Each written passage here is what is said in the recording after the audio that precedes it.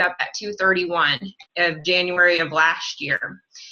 And so Troy Brune kept stopping by my cubicle every day to tell me that he knew a way that I could get healthy.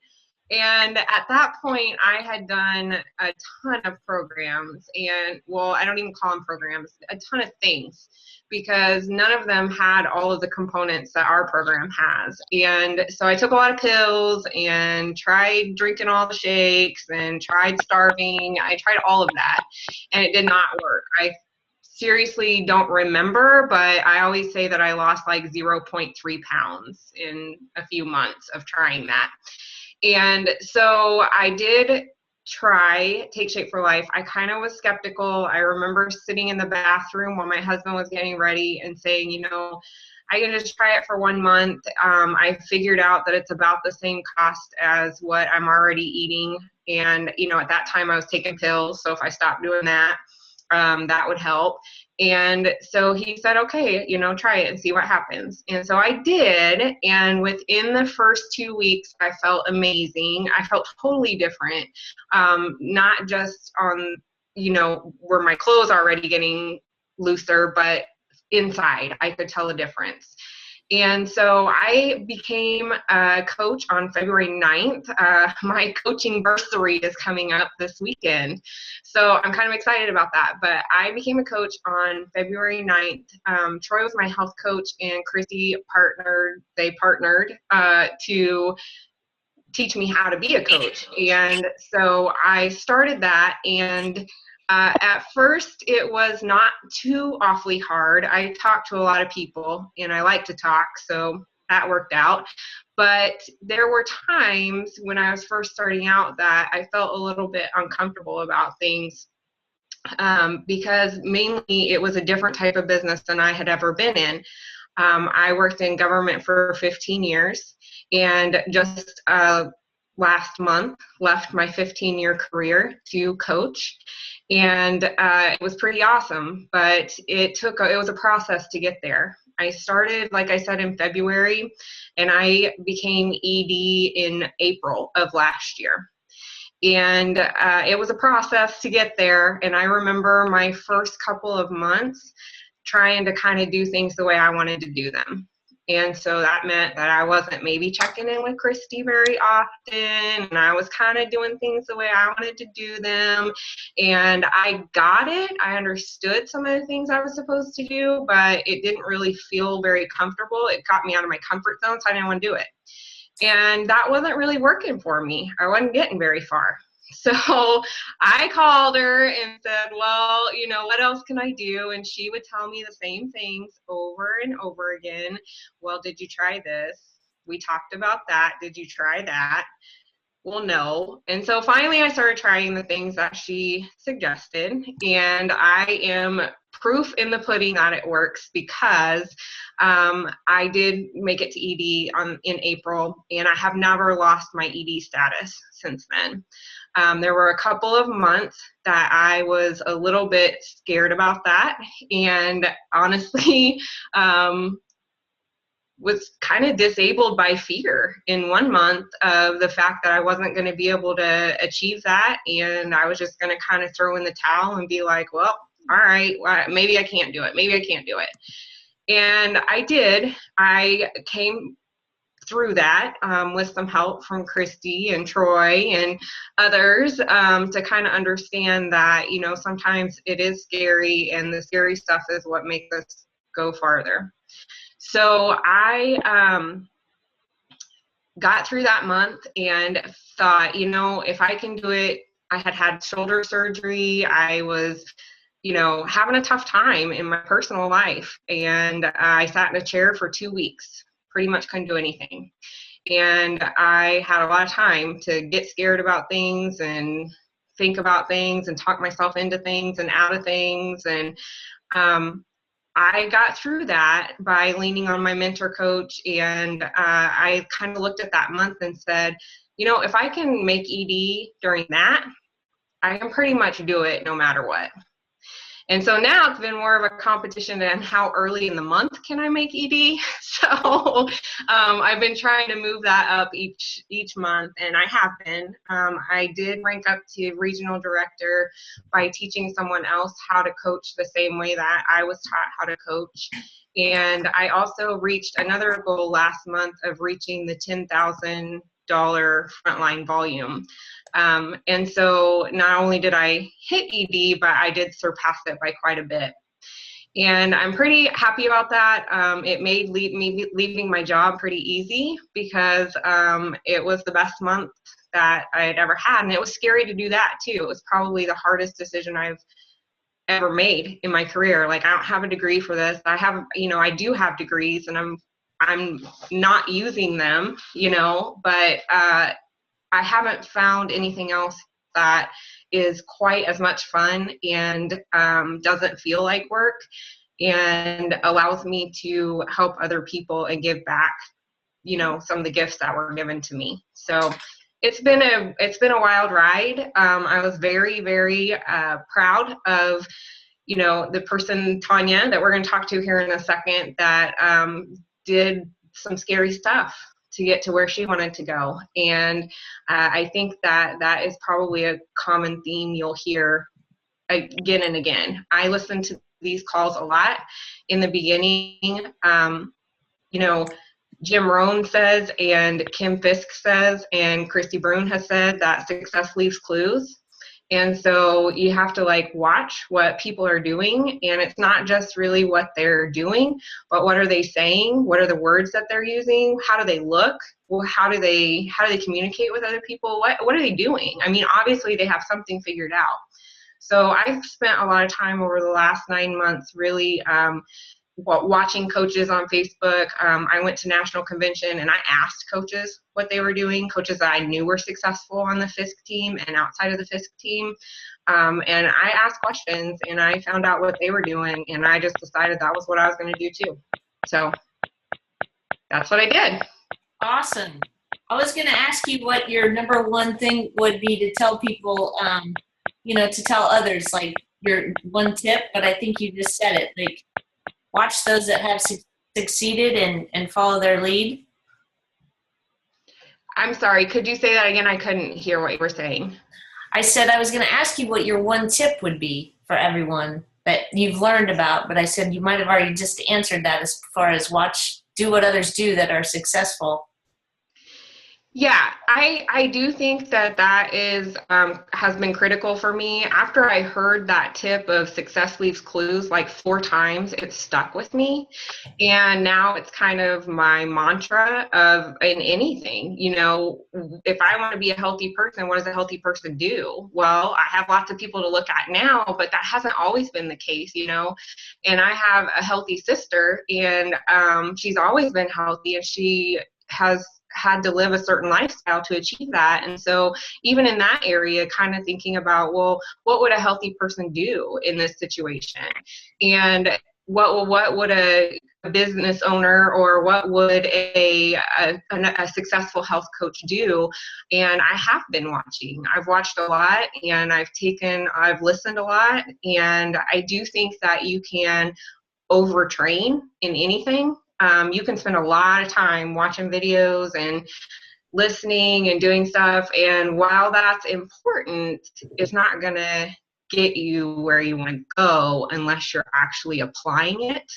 So I think that the action steps of that listening and stuff are critical for success. So watching, listening, and then implementing have been my biggest takeaways from the last year.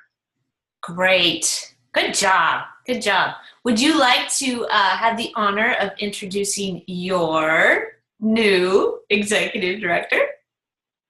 I absolutely would. I would like to introduce you.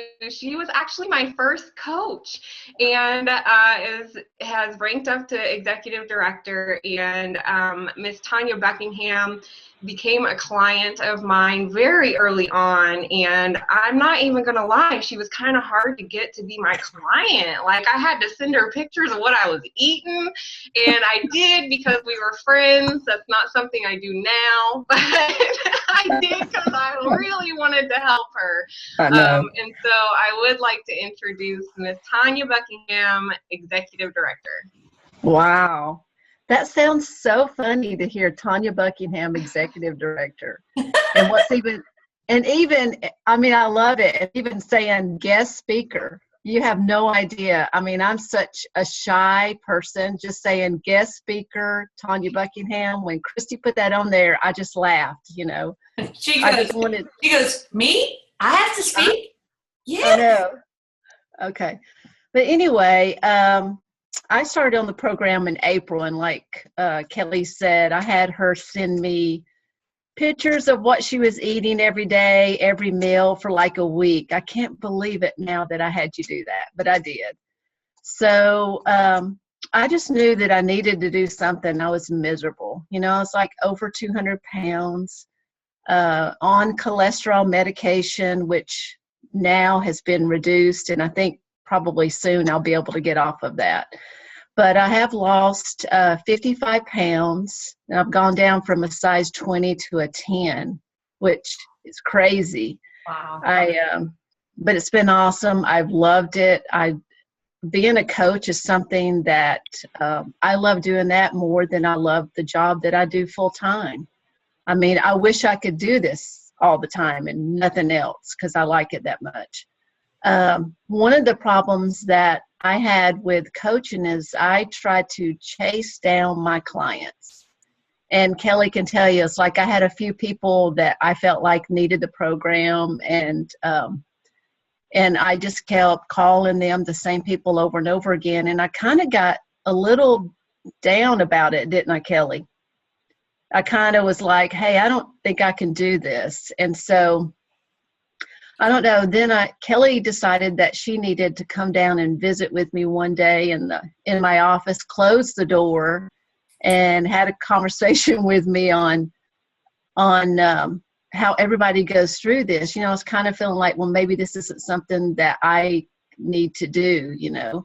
And that was just my fear coming in, you know, that I was afraid to do this. Maybe I couldn't do this. But I decided one day after talking to Kelly, and she said, hey, Tanya, you know, I went through this, and a lot of people go through this.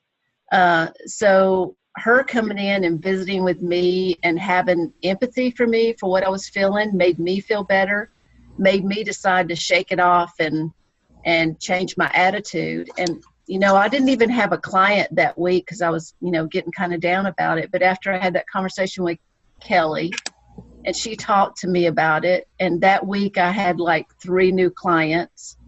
And the next week is when I became the executive director. But Kelly told me that I was spending a lot of time doing non-income producing activities because I'm one of those over-organized people. Like I have my calendar. Can you see that? So I had all this stuff going that I was doing, but nothing really that was going to produce any kind of income. I was just doing this, reading that, and I wasn't really doing anything. So that day that Kelly came down, she had me write on January 31st, not I will be executive director, but she said, no, you say I am executive director. So on the 31st, I don't know if you see all those smiley faces, but yes, that day, that was a week later, on that exact day that Kelly told me to write down I am executive director. That's the day that I became executive director. But it came from Kelly pushing me to get out of my comfort zone and call people and collect the yeses and do all the things that they tell you to do that you feel like you don't really want to do or you're uncomfortable doing. You just need to just do it because it works. So, I mean, I'm a testimony that I just did what she told me to do, and I got to the goal that I wanted to be. So those little pushes. Yeah, fantastic. And I love it. I mean, I can't believe it. I mean, I still can see myself helping other people and doing more. I mean, I'm excited about doing more. Good. Awesome. I was just going to chime in and say, yeah, you're not done yet. What are you talking about? You reached your goal. We're going past that now. I know. I thought this was going to be my goal, but I think it's not. I think I'm just going to keep going and helping more people and see what happens. Who knows? You know? That's a girl. That's right. Good deal. Okay. So we'll open it up for questions at the end if you guys have questions for any of the speakers tonight or just any questions in general. But I also want to introduce Angie Allen because she ranked up to executive director last month, and she did tell her story on another call, but I wasn't there. So I don't think a lot of you got to hear her either. So she has a great story, and this is my buddy Ange that I met. She was the first person I met in college, and we've been best buds ever since. So take it away, Ange. Okay. I can't believe you're getting me to do this again because I'm not a speaker either, Tanya. And Christy, I have to say that Christy has convinced me to do so many things over the 24 years that I have known her. And this is probably just one of many. But I'll start with my weight loss story. I started gaining weight really after I had my kids. And the mirrors lied to me. I didn't really notice in the mirrors, but when I got Christmas pictures every year, because that was the only time I really allowed anyone to take a picture, I would be shocked at what I looked like and that wasn't really me. And I'd think, oh, I can fix this. It will look different. We'll have an awesome family picture next Christmas. And then next Christmas would come around and I was even bigger. So I started getting really embarrassed by how I looked and kept thinking that I've got this, I can fix it, but I didn't. And then it came the year where my mom got really sick and she spent a lot of time in the hospital. She had heart disease and carotid arteries and all sorts of things that were going to become my path. And so I not only was embarrassed, but really scared because I didn't want her path to be my path. And so this buddy from college called me on the right day for the third time. She had called me once. And I kind of listened to her. And then maybe 6 months later, we talked more seriously about it. And I said, that just won't work for me. I get migraines. I have to be really careful what I eat. I can't have any fake sugars. That will never work. She took time. She contacted nutrition support. She sent me stuff that I never opened. And then 6 months later was this time when I was really scared. I'd been in the hospital with my mom, and her path couldn't become my path. So when Christy called me, I just kind of gave in and thought, okay, I'm going to do another one of Christy's ideas. You know, I'll do it. It's not going to work. And and she spent, I realize now that she spent probably 2 hours with me looking at every food item on the website. I looked at every ingredient of every item before we decided what I was going to eat. And I agreed to do that. I knew I was going to ship this food back. There was no way it was going to work, but I would get headaches for Christy. It was worth it.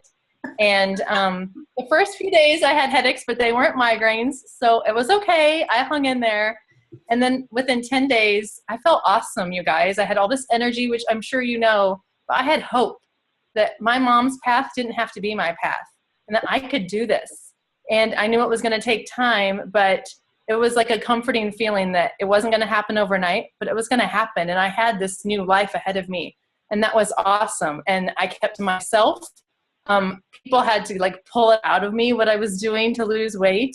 And I finally would share it. And I sent some referrals Christy's way. And she would say, well, are you going to coach him or am I? And I always said, you are. You coach him. I'll just be your sidekick.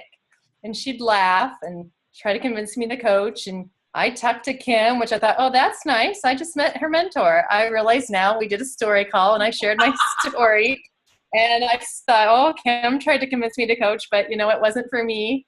And it was, I had the weight off for a full year and a couple of months. And finally the right person came to me and said, okay, I need to talk to your coach. I need to do this. And so I called Christy and I thought, oh, Christy, this person's going to be a handful. And so it was finally the right person. Christy said, well, then you coach him. You do it, because I couldn't hand this person off to anyone else. And I really wanted them to do well. And I knew that they would need a lot of hand holding. And I thought no one else is going to take the time to hold this person's hand. And so I did it. I took her and her friend on, and I just got off the phone with her friend who's lost 70 pounds since May. And that feels so good. So I'm still not the person that tells everybody about the program, even when I know I should. I have lots of stop signs and I get in my own way.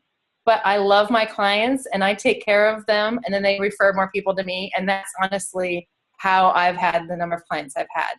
It's just, really that I take care of the ones that I have. And I'm trying to get out of my way, and Christy helps push me gently to talk to more people and collect more yeses. And I'm slowly doing it. I admire people like Kelly and Tanya who are really go-getters, because I would like to be that go-getter, but I'm still trying to get out of my box to become that person. But you've come a long way. I have. And the important part is don't give up on those seeds that are just, you think will never sprout, because seriously, it took me 1.5 years to agree to do the program. And then 15 months after I had lost the weight, become a coach. So I'm slow, but I'm still coming. Don't give up on me. I'm still coming. You needed a lot of fertilizer. Something. You didn't just need water, you needed fertilizer. I did. That's funny. Awesome. Those are all great stories. I would now kind of like to just open it up to you guys. You can, unmute yourself, raise your hand or whatever. And, if you have a question for Kelly or Tanya or Ange or anyone, now is the time. Like maybe you want to know a secret or something deeper that they didn't tell you.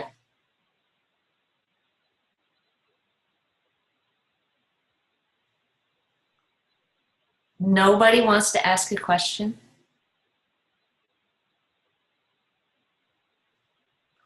Well, Christy, I do, because I'm so new. Good. I don't know what an RD is. I know it's way up there, but can you explain that to me? Anybody? Sure. Kelly, would you like to explain what a regional director is?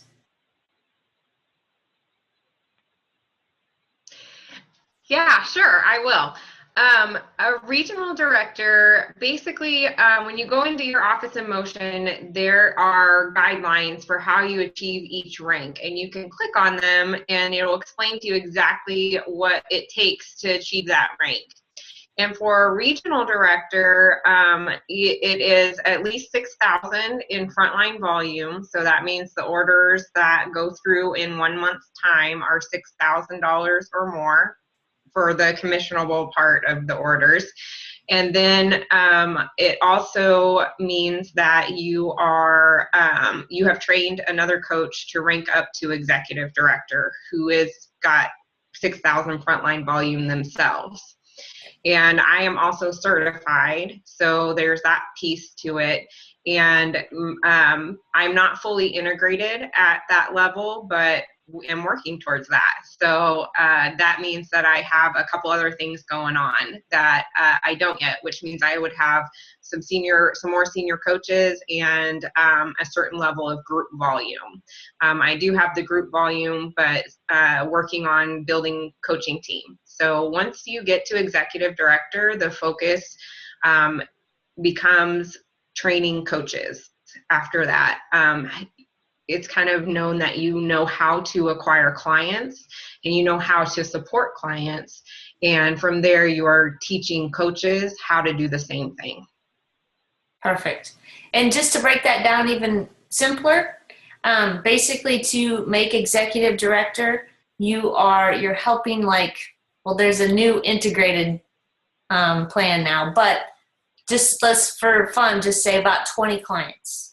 Okay, so you are helping about 20 clients, and then one of your clients becomes a coach. They say they want to help, their people in their world, and then you help teach them how to help about 20 of their friends and family. And that's how you get, and then the more people you help more people. So that's what I mean by the title that you have just means the more people that you have helped, either directly or indirectly by teaching someone else how to do that. Does that make sense? Yes, thank you very much. You're welcome. You're welcome. Any other questions? No? 7:30. I have a question for you, Kelly, and then we'll go to Tanya and Ange. What's the scariest thing you've done yet? I wasn't ready for this question. I know.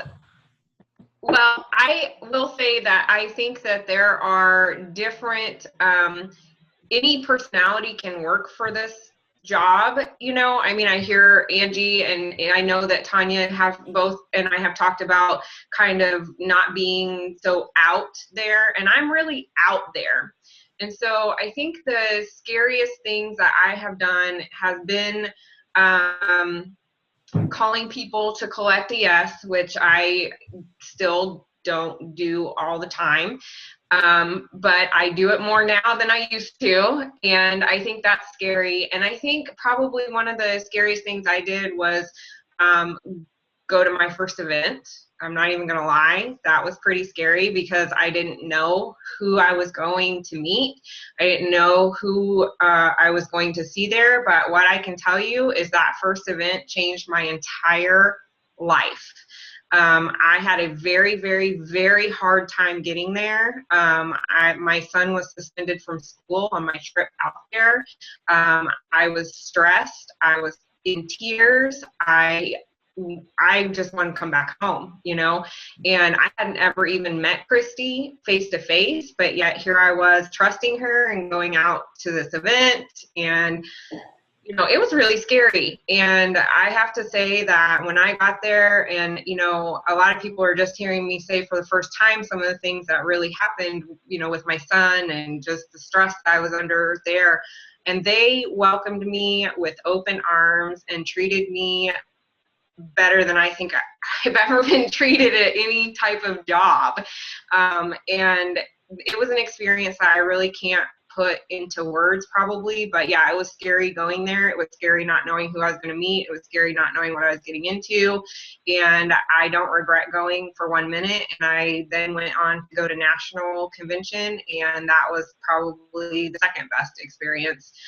Even though it wasn't as scary, it definitely impacted my business and the things that I know now, I couldn't have learned just from Zoom calls and things like that. So I'd have to say that was probably my number one most scary thing. Good.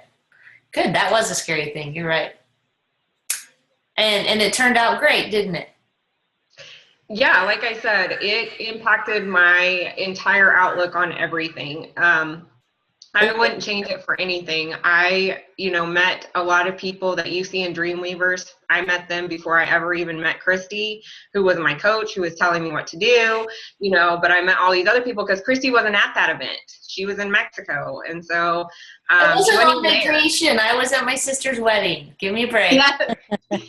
She wasn't even there. And so I was going and I didn't even know these people. And my husband was kind of like, are you sure you want to do this? And I said, well, yeah, I'm going, and then I had surgery and really didn't feel like going to national convention. I'm not even going to lie. I really did not feel like going. I was in a bad place at that point with some emotional stuff, and that was when I kind of wanted to throw in the towel and quit, and I didn't. And I went to that national convention and met people who changed my life that I'm friends with now and who I learn from every day. Awesome. Moral of the story, do things that scare you. Right, Tanya? What's your scariest thing that you've done so far, Tanya? What's your out of the bubble? I guess, you know what? Everything is scary to me. Just actually deciding to be a coach was scary because I guess I felt like, what if I don't get a client? What if I become a coach and what if I fail? So yeah, all of it's getting out of my comfort zone and just doing it. I mean, I just had to make a decision just to do it. I mean, I was afraid to be a coach, afraid to do yeses. And, it's nice when you have a coach like Kelly who's, like push me to get out of that and just do it. So with her just telling me, you can do this, I couldn't believe that I'm doing what I'm doing. And she also said I need to go to national convention. So that's scary. And I'm not even there yet, but I went ahead and registered, even though I'm afraid to do that. But I'm just going to do it. You know, sometimes you just have to do stuff you're afraid to do. To go anywhere in life, you just got to, like I told Kelly, I'm going to change that word fear into something else. So. Yeah, say what you turned it into. Because that's All right. cool. Well, I wrote it down on a piece of paper. Do you remember what it said? Feeling, what is it, Kelly? FEAR, feeling Excited about results. Results. Yeah, feeling excited about results. good. So. Good. And if you wouldn't have done anything scary, you would not be the guest speaker tonight. No, and that's just really just makes me laugh. I can't believe, kind of like Angie up there on the saying that she's probably afraid like I am. So, but it's good. It's all good. Good. Thank you, Tanya. I'm going to unmute myself and get out of here. There we go. Okay. So, Ange, what's the scariest thing you've done? Well, definitely every time you make me talk on one of these, my neck is bright red. I really don't like this. But other than that, last week I went in to talk to my doctor's office and tried to convince them, kind of collected a yes. And I'm pretty sure they think I'm a crazy person because I just got so excited when I got on that scale. And I know they have weighed me since I've lost weight, but I said, oh, you don't know how good it feels to not be worried that I'm not 200 pounds. And I started sharing about how I still feel so great that I've lost weight and I want to help other people. And I just let it pour out of me. And the nurse kind of looked at me like, wow, what did you have for breakfast? Because we're checking your blood sugars and you weren't supposed to have anything. But I just shared, and I was really nervous, and I collected a yes at my doctor's office, and I really think they didn't mean it at all. But I felt so good on my drive home because I did it. And then I stopped at my school and collected a yes there. And nothing has happened with either of those, but I did it. It empowered me, and so I still got a result. I got a result for myself that I can go and do it again. So that was pretty good. And then I looked to see if I should have worn a turtleneck because, I'm not drinking alcohol, but it looks like I am.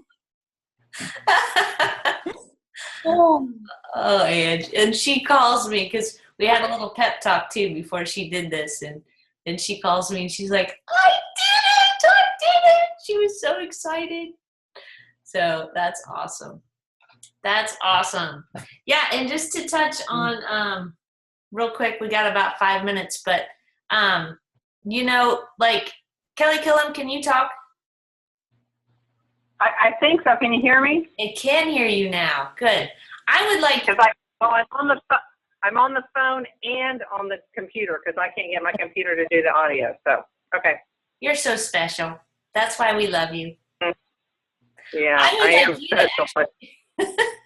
I would like you to actually share that Kelly Grant brought up about National Convention, and you went to your first National Convention, which was her first. Tell everybody your takeaways maybe of going there, and what did you take away from it? Like, what was the best part about convention? Well, let me go back to the Salt Lake City Convention because Kelly and I went to that together. And of course, I don't know, most of you probably don't know this, but Kelly and I are both Kelly Jones, Kelly with an I, Jones. And so we automatically connected, and we started just a month apart. And I remember her coming in and Christy talked me into this. As far as I knew, I was going to a serial killers convention because I hadn't been around that much. And she talked me into going, and Denise was going to be there, and she was really the only name I even knew. But when Kelly Grant walked in, she was so distraught, and I felt so bad for her, and we just automatically connected. And I think we both got from that the same thing, just, oh my gosh, these people are awesome, and this is exactly what we want to do. And I love the embrace feeling that we felt, or that I felt. And then national convention was just great because then I knew like 5 people. And then I met Chris by then, because I had met Chris before then. And it was just great. It's just a great camaraderie. Everyone's in there for the same reason. I really feel like that we're there to make people healthy, not for the money. And I feel like a lot of people feel like that's it's not. That I have met some of the coolest people. Christy drives me crazy 5 times out of 10, but I love her from the heart.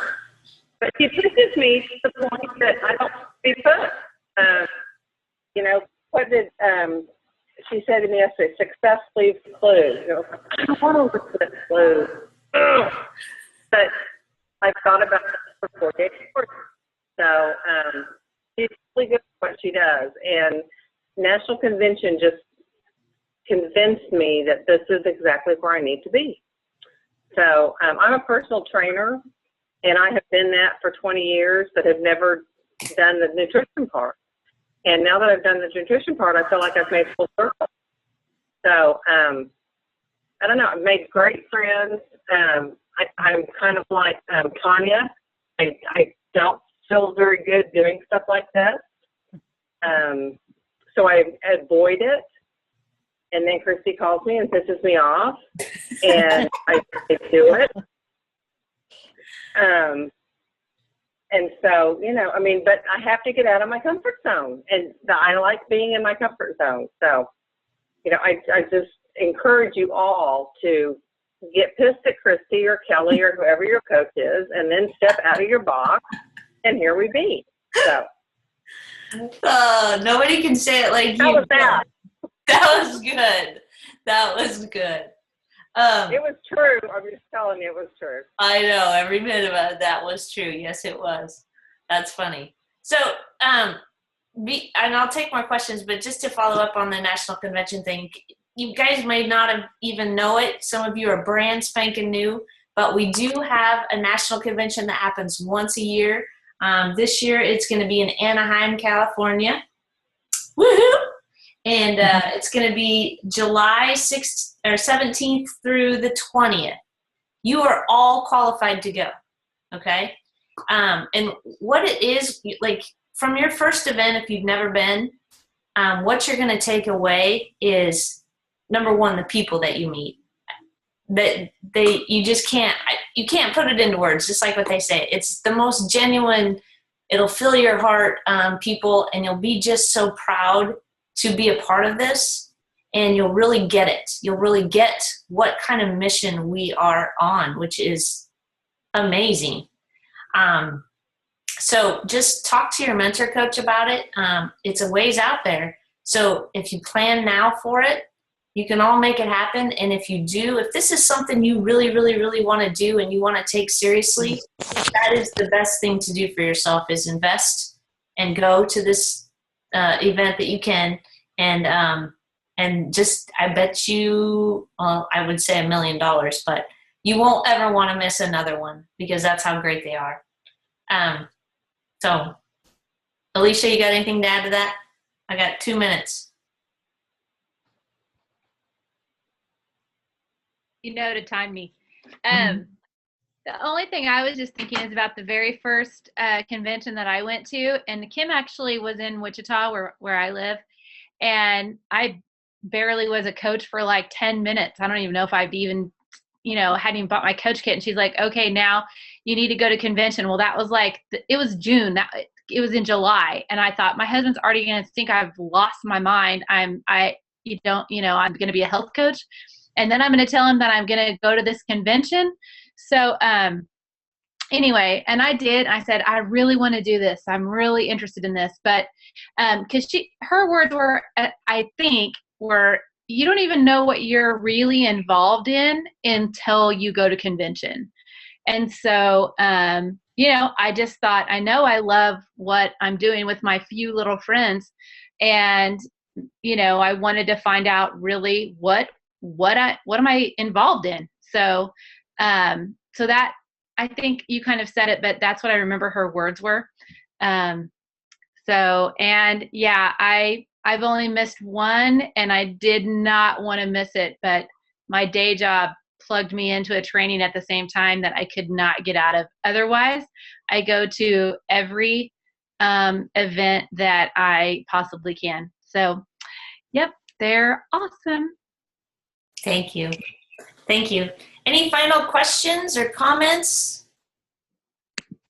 Well, I feel like you really hit on a lot of things that fear-based thing for me is, you guys really hit on that. And it's common. Just know that we all had it or still have it to some degree. And you have to continue to work on yourself most. Yeah. And then that's the only way that you can help more people is work on yourself first. So you're not alone, Debbie. Thank you. Hey, Christy, can I plug the next call at 8 o'clock real Yes, quick? thank you. I was going to do that actually. Go for it. All right, guys, I'm going to be training at 8 o'clock on follow-up protocols. We've been doing module trainings. We've covered your story and skills, actions, and concepts. And last week, Christy and Denise covered collecting yeses. And I am getting ready to cover follow-up protocols. So please join me. And it won't be this Zoom room. It'll be a different link that's posted in Dreamweavers. It should be the one, I haven't been on there lately, but right below it there, or bump it up maybe. Go in and bump it up. Yeah, I'm going to go ahead and get off and bump it up now, and I'm going to keep this training to about 30 minutes. So hope to see you there. All right. Thank you. Thanks, Kelly.